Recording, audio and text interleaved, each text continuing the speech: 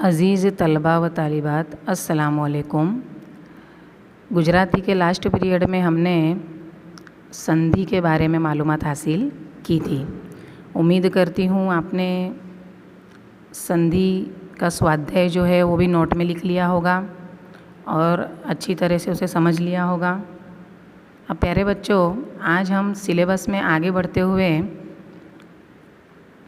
गुजराती के इस पीरियड में पाठ 5 श्वेत क्रांतिना प्रणेताओं पढ़ेंगे। अब सबसे पहले थोड़ा शीर्षक के बारे में मैं आपको मालूमात दे दूँ हमेशा की तरह कि श्वेत क्रांतिना प्रणेताओं। अब श्वेत का अर्थ होता है सफ़ेद और क्रांति का अर्थ होता है आंदोलन, या उसे उर्दू में कहेंगे इनकलाब। किसी चीज़ को अगर हमें हासिल करना हो या वो शोबे में हमें कामयाबी हासिल करना हो तो उसके लिए हमें आंदोलन करना पड़ता है, इनकलाब करना पड़ता है, संघर्ष करना पड़ता है। तो ऐसे ही श्वेत क्रांति यानी ये जो पाठ है जब पढ़ेंगे तब आपको ख्याल आएगा कि ये दूध की जो सहकारी मंडली है उसके बारे में यहाँ उल्लेख किया गया है। जो हमारी अमूल डेयरी है उसका इतिहास क्या है उसके बारे में यहाँ हम मालूमात हासिल करेंगे। तो यहाँ ये दूध के संदर्भ में ये श्वेत शब्द का इस्तेमाल किया गया है कि किस तरह ये अमूल डेयरी के पीछे का इतिहास है, उसके पीछे श्वेत क्रांति है और इसके प्रणेता कौन है, यानी इसको अंजाम देने वाले कौन से खास किरदार है, उनके बारे में आज हम मालूमात हासिल करेंगे, जो बहुत ही बेहतरीन तरीके से ये पाठ में आपके सामने इसको प्रस्तुत किया गया है। इसका साहित्य प्रकार संकलित है। श्वेत क्रांतिना प्रणेताओं को हमने 2 हिस्सों में बांटा है। इसके मेन 2 किरदार है जो आप देख सकते हो यहाँ। ये है त्रिभुवनदास पटेल और ये है डॉक्टर वर्गीस कुरियन। तो यहाँ ये 2 किरदारों के बारे में हमें जानना है और इन्होंने श्वेत क्रांति में अपना क्या योगदान दिया है, अपना क्या रोल अदा किया है, उसके बारे में आज हम मालूमात हासिल करेंगे।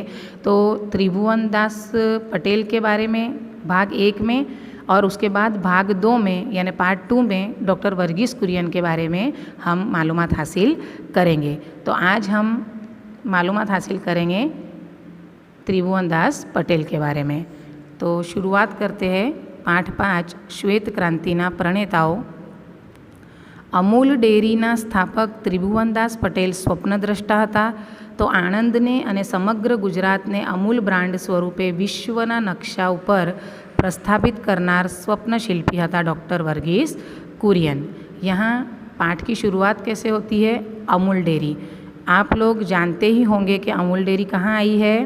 हमारे भारत देश में। भारत देश में कहाँ? तो हमारे गुजरात में।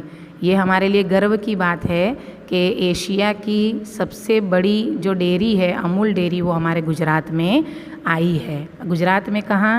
तो आणंद में। आणंद नाम का जो शहर है वहाँ ये अमूल डेयरी स्थापित है, ये आपको याद रखना है। तो अमूल डेयरी के जो स्थापक है यानी इसकी स्थापना करने वाले कौन है? त्रिभुवनदास पटेल। लेकिन इसकी स्थापना करने का सपना जिसने देखा है वो है त्रिभुवनदास पटेल। यहाँ लिखा है अमूल डेयरीना स्थापक त्रिभुवनदास पटेल स्वप्नद्रष्टा था। स्वप्नद्रष्टा यानी सपना देखने वाले, दृष्टा यानी देखने वाला और स्वप्नद्रष्टा यानी सपना देखने वाला। तो अमूल डेयरी की स्थापना करने का सपना देखने वाले कौन है? त्रिभुवनदास पटेल। और इसके स्वप्न शिल्पी कौन है? तो वर्गीस कुरियन। स्वप्न शिल्पी यानी उस सपने को साकार करने वाले। तो अक्सर ये एक वाक्य में ये सवाल आता है कि अमूल डेयरीना स्वप्नद्रष्टा कौन छे અને स्वप्न शिल्पी कौन छे? तो आपको यहाँ कन्फ्यूज़ नहीं होना है। स्वप्नद्रष्टा त्रिभुवनदास पटेल है तो स्वप्न शिल्पी है वर्गीस कुरियन। स्वप्नद्रष्टा यानी स्वप्न देखने वाले और स्वप्न शिल्पी यानी उस सपने को साकार करने वाले। आगे देखेंगे। श्वेत क्रांतिना आ 2 प्रणेताओए 4 દાયકા સુધી સાથે કામ કરી दूध અને તેની બનાવટોના ક્ષેત્રમાં સહકારી અને ભાગીદારીની રચનાથી માત્ર ગુજરાતમાં જ નહીં પરંતુ સમગ્ર ભારતના કરોડો ખેડૂતોને પગભર કર્યા। ये दो जो श्वेत क्रांति के प्रणेता है त्रिभुवनदास पटेल और वर्गीस कुरियन, इन्होंने 4 दायका यानी लगभग 40 साल तक साथ में रहकर दूध और उसकी बनावटों के शोबे में सहकारी यानी कोऑपरेटिव तरीके से यानी एक दूसरे का साथ देकर और एक दूसरे के हिस्सेदार रहकर सिर्फ गुजरात में ही नहीं लेकिन पूरे भारत के जो किसान हैं, करोड़ों किसान हैं, उनको अपने पैरों पर खड़ा किया, मतलब उन्हें स्वावलंबी बनाया। ખાસ કરીને મહિલાઓને संगठित કરીને તેમણે अमूलना पाया दृढ़ કર્યા। क्या कहते हैं कि खास करके इन्होंने महिलाओं को यानी औरतों को जमा करके, संगठित करके यानी जमा करके जो अमूल के जो नींव है उसको पक्का किया। पाया यानी नींव और दृढ़ करना यानी पक्का करना। पाया दृढ़ કર્યા यानी नींव को पक्का किया। दूध उत्पादन અને વેચાણના સહકારી માળખાનું निर्माण ત્રિભુવનદાસ પટેલે કર્યું તો ડૉક્ટર કુરિયને તેને કાર્યાન્વિત કરીને देश समक्ष एक उदाहरण रजू કર્યું। यहाँ जो दूध का उत्पादन है यानी दूध की पैदावार है वो और बेचाण यानी उसकी फ़रोख्त जो है वो सहकारी ढांचे के ज़रिए एक दूसरे के साथ मिलकर जो सहकारी मंडली इन्होंने शुरू की थी उसके ढांचे के ज़रिए उसकी शुरुआत त्रिभुवनदास पटेल ने की। तो इसको कार्यान्वित यानी इसको गतिशील किसने रखा? तो डॉक्टर वर्गीस कुरियन ने। त्रिभुवनदास અને ડૉક્ટર કુરિયનની પ્રતિભાના અનેક અંશો જેવા કે કાર્યદક્ષતા, સંગઠન ક્ષમતા, સેવાપરાયણતા, સંવેદનશીલતા માર્મિક પ્રસંગો દ્વારા ઉપસી આવે છે। આ ચરિત્ર સૌ કોઈ માટે પ્રેરણારૂપ છે। यहाँ क्या कहते हैं? त्रिभुवनदास पटेल और डॉक्टर वर्गीस कुरियन के जो उनके व्यक्तित्व यानी उनका जो किरदार है उसके बारे में यहाँ बताते हैं कि उनका जो हुनर है इसके कई पहलू हमें यहाँ देखने को मिलते हैं ये पाठ के ज़रिए, जैसे कि कार्यदक्षता यानी कारकर्दगी, संगठन क्षमता यानी तंजीम की गुंजाइश, सेवापरायणता यानी खिदमत की वफादारी और संवेदनशीलता यानी हसासियत यानी एहसास करना। ये सब इनके जो विशेषताएं है, इनका जो हुनर है, इसको यहाँ बहुत ही अच्छे प्रसंगों के ज़रिए, बहुत ही अच्छे वाक्यों के ज़रिए यहाँ हमारे सामने रखा गया है। और वही वाक्यों के ज़रिए हम इनके इस किरदार के जो ये हिस्से हैं, ये किरदार जो उनके है, हुनर जो है इनके किरदार के, उसको हम बहुत अच्छे तरीके से देख सकते हैं। आगे बढ़ते हुए तो सबसे पहले जैसे मैंने आपको बताया कि आज हम पार्ट 1 त्रिभुवनदास पटेल उनके बारे में मालूमात हासिल करेंगे। तो त्रिभुवनदास पटेल के बारे में मालूमात हासिल करते हुए आगे बढ़ते हैं। दर शनिवारे सवारनी शाळा होय, सौ भाईबंधो तळाव पासे हनुमानजीना मंदिरे भेगा थईए। किशोर अवस्थाમાં સહજ મોજ મજા કરવી અને આનંદ મસ્તીમાં દિવસો પસાર કરવાનું ધ્યેય હોય। ભેગા મળી ક્યારેક રેવડી ખાતા કે ચવાણું ઝાપટતા, પરંતુ એક વખત નક્કી કર્યું કે બધા મિત્રોએ વારાફરતી ઓછામાં ઓછું એકવાર તો કોઈ એક વિષય પર કશુંક લખવું અને બધાની વચ્ચે વાંચવું। એ પ્રમાણે મારો વારો આવ્યો। શું કરવું તે અંગે મનમાં મૂંઝવણ ચાલતી હતી। મારા કાકાના દીકરા પાસેથી તે અરસામાં એક ચોપડી લાવેલો, તેમાં સહકાર વિષય પર કંઈક લખાણ હતું, તે વાંચવામાં આવ્યું। તેના આધારે સહકાર વિશે એક નિબંધ લખીને તૈયાર કર્યો અને સૌ મિત્રોની હાજરીમાં મેં વાંચેલો। બધા મિત્રોને એ વિચાર ખૂબ ગમેલો। यहाँ क्या कहते हैं? त्रिभुवनदास पटेल की ये बात है कि हर शनिवार को जब सुबह की स्कूल होती थी, मॉर्निंग स्कूल होती थी, तब सौ भाई बंधों यानी सभी दोस्त, भाई बंधों यानी सभी दोस्त मित्र मिलकर तालाब के पास का जो हनुमान जी का मंदिर था वहाँ जमा होते थे। किशोर अवस्था यानी युवानी के पहले की जो अवस्था होती है उस वक्त यानी कि जब हम स्कूल वक्त में होते हैं, स्कूल टाइम का ये बात बता रहे हैं कि स्कूल के वक्त में कैसी हमारी मनोवृत्ति होती है, हमारी सोच होती है कि जब भी वक्त मिले तब मौज मजाक करें, आनंद मस्ती करें, एक दूसरे के साथ मस्ती मजाक करें और इसी में हमारा वक्त ज़्यादातर गुजरे, ऐसा हमारा मकसद होता है। तो यहाँ क्या करते थे ये लोग सब मिलके, कभी रेवड़ी खाते थे, कभी चवाणू यानी चूड़ा खाते थे और इस तरह मस्ती मजाक करते थे। लेकिन एक बार क्या तय हुआ, सभी मित्रों ने तय किया कि हर एक मित्र का एक के बाद एक वाराफरती यानी एक के बाद एक नंबर आएगा, तो कम से कम एक विषय पर उन्हें कुछ न कुछ लिखना है और उसे सबके बीच में पढ़ना है। और इस हिसाब से एक बार त्रिभुवनदास पटेल की भी बारी आई।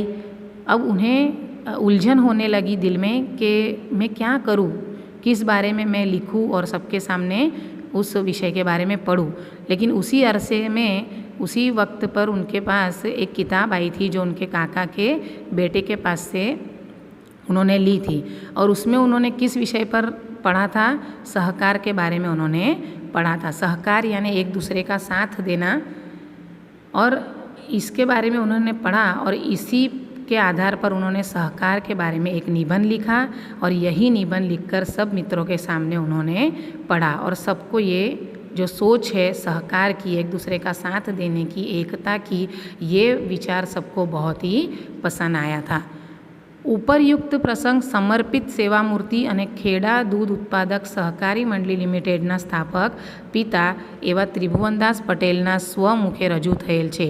क्या कहते हैं कि ऊपर का जो पूरा प्रसंग, पूरा वाक्या हमने जो पढ़ा, ये सेवा मूर्ति यानी खिदमतगार और खेड़ा दूध उत्पादक सहकारी मंडली लिमिटेड के स्थापक पिता यानी इसके जो पिता है त्रिभुवनदास पटेल, इनके मुख से ये किस्सा रजू किया गया है यानी सुनाया गया है।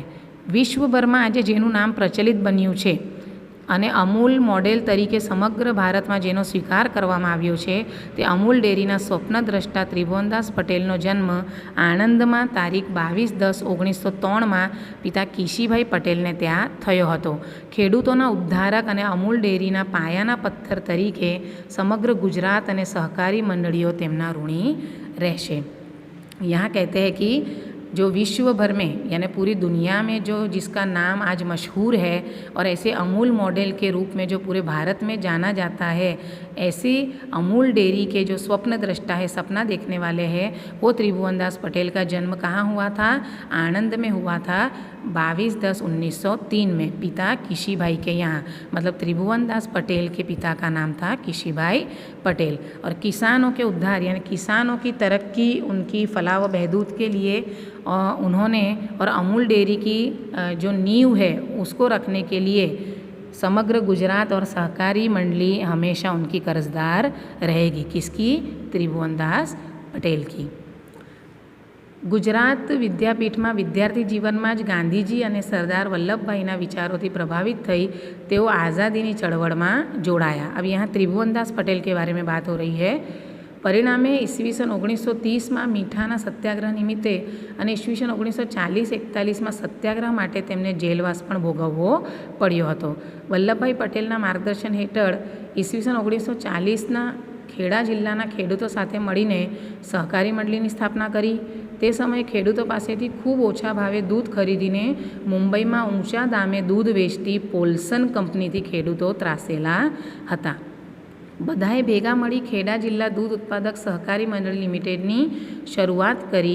ઈસવીસન 1950થી ડૉક્ટર વર્ગીસ કુરિયનનો સાથ મળતા બંનેની જુગલબંધી જામી અને અમૂલ ડેરીનો વિકાસ હરણફાળે વિસ્તર્યો। यहाँ कहते हैं कि गुजरात विद्यापीठ में विद्यार्थी जीवन में, मतलब जो त्रिभुवनदास पटेल थे वो जब गुजरात विद्यापीठ जो संस्था है उसमें जब वो पढ़ते थे, विद्यार्थी थे, तभी विद्यार्थी जीवन में ही उन्होंने उनके ऊपर गांधी जी और सरदार वल्लभ भाई पटेल से वो बहुत ही प्रभावित थे, इम्प्रेस थे। मानो कि गांधी जी और सरदार वल्लभ भाई पटेल उनके आइडियल थे। इसीलिए इनसे प्रभावित होकर उन्होंने क्या किया, आज़ादी की जो चढ़वड़ थी, मतलब जो हमारी आज़ादी की जो ये तहरीक चल रही थी उसमें इन्होंने हिस्सा लिया। और इसके परिणाम स्वरूप क्या हुआ कि 1930 में मीठा यानी नमक का जो सत्याग्रह चल रहा था उसके चलते और 1940-41 के सत्याग्रह में उन्होंने जेल भी उन्हें जाना पड़ा। वल्लभ भाई पटेल की हिदायतों के मुताबिक उन्होंने 1940 में जो खेड़ा जिला जो है, खेड़ा जिला यानी ये एक ज़िला है, जैसे हमारा सूरत ज़िला है ऐसे ही गुजरात का भी एक ज़िला है खेड़ा ज़िला, तो इसके किसानों के साथ मिलकर सहकारी मंडली की स्थापना की, यानी कोऑपरेटिव इंस्टीट्यूट की स्थापना की। ते समय खेडूतों पासे थी, यानी वो वक्त में क्या होता था, क्यों उन्हें सहकारी मंडली की स्थापना करने की ज़रूरत क्यों पड़ी?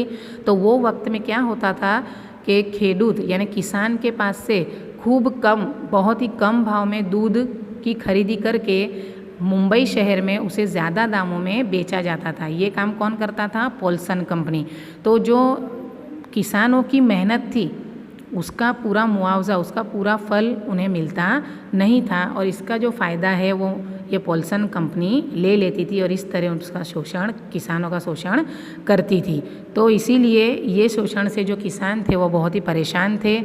इसीलिए सबने मिलकर सरदार वल्लभ भाई पटेल के मार्गदर्शन से और त्रिभुवन दास की मेहनत से इन्होंने मिलकर, किसानों के साथ मिलकर जो खेड़ा जिला दूध उत्पादक सहकारी मंडली लिमिटेड की शुरुआत की। इसके बाद ईस्वीसन 1950 में जो डॉक्टर वर्गीस कुरियन है, इनका साथ मिलने के बाद त्रिभुवन दास पटेल और डॉक्टर वर्गीस कुरियन, इसकी जुगलबंदी यानी ये दोनों की जोड़ी बहुत रंग लाई और अमूल डेयरी का जो विकास है, अमूल डेयरी की जो तरक्की है वो हरण फाड़े विस्तरियो यानी कि बहुत ही तेज़ी से आगे बढ़ा। जिस तरह हिरन बहुत बड़ी बड़ी छलांगे लेके आगे बढ़ता है ना, इसी तरह जो अमूल डेयरी का विकास है वो भी बहुत तेज़ी से आगे बढ़ा, बहुत तेज़ी से फैला। सहकारी મંડળીની સ્થાપના અંગેના વિચાર બીજનું વાવેતર કરનાર સરદાર વલ્લભભાઈ પટેલ હતા. તેના સ્વપ્નદ્રષ્ટા હતા ત્રિભુવનદાસ પટેલ ને સ્વપ્નશિલ્પી હતા ડૉક્ટર વર્ગીસ कुरियन। जैसे मैंने आपको पहले बताया कि जो ये सहकारी मंडली है इसकी स्थापना करने का विचार किसके मन में आया था? तो वो विचार आया था, वो ख्याल आया था सरदार वल्लभ भाई पटेल को और इसका सपना देखा था त्रिभुवन दास पटेल ने और इस सपने को साकार किया था डॉक्टर वर्गीस कुरियन ने। लगभग 4 દાયકાઓ સુધી બંને ખભે ખભો મિલાવી અમૂલ બ્રાન્ડને સમગ્ર વિશ્વમાં પ્રસિદ્ધિ અપાવી।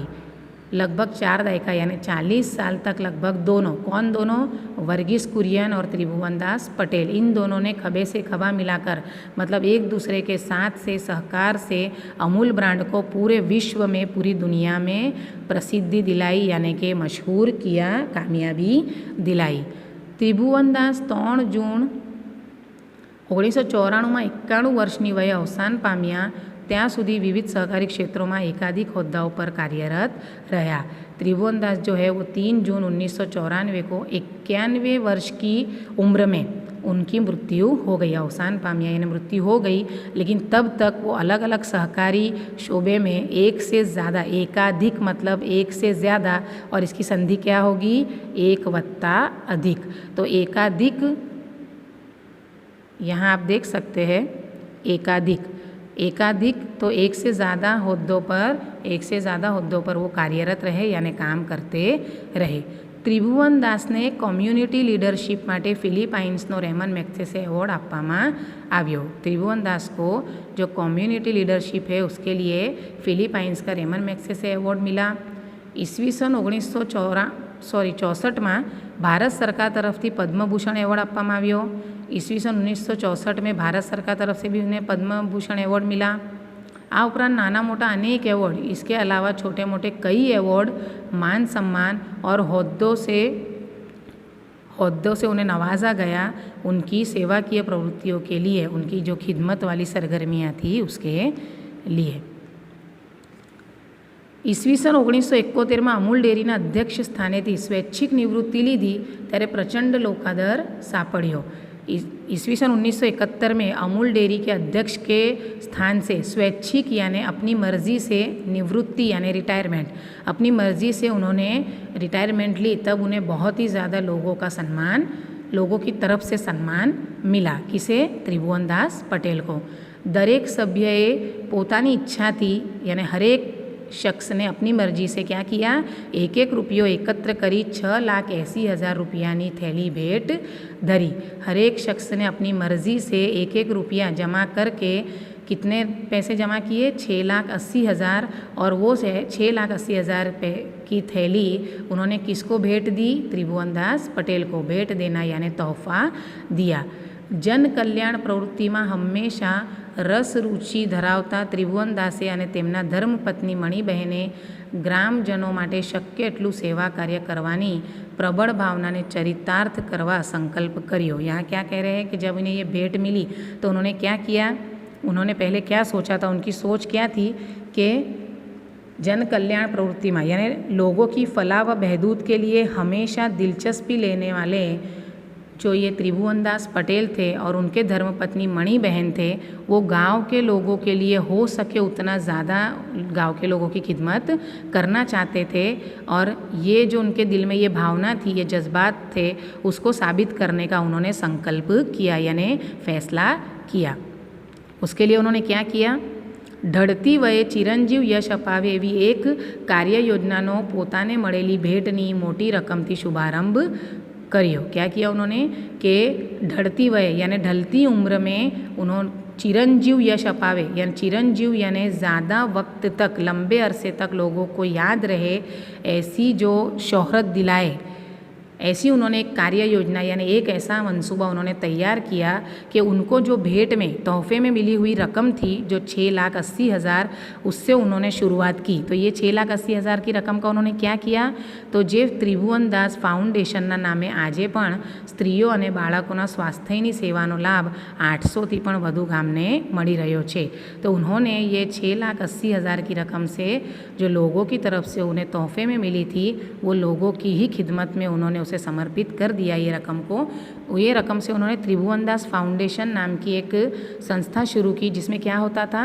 महिलाओं का और बच्चों का जो स्वास्थ्य है यानी डॉक्टरी इलाज इनका होता था, उसकी सेवा उन्हें मिलती थी, जिसकी वजह से और पशु चिकित्सा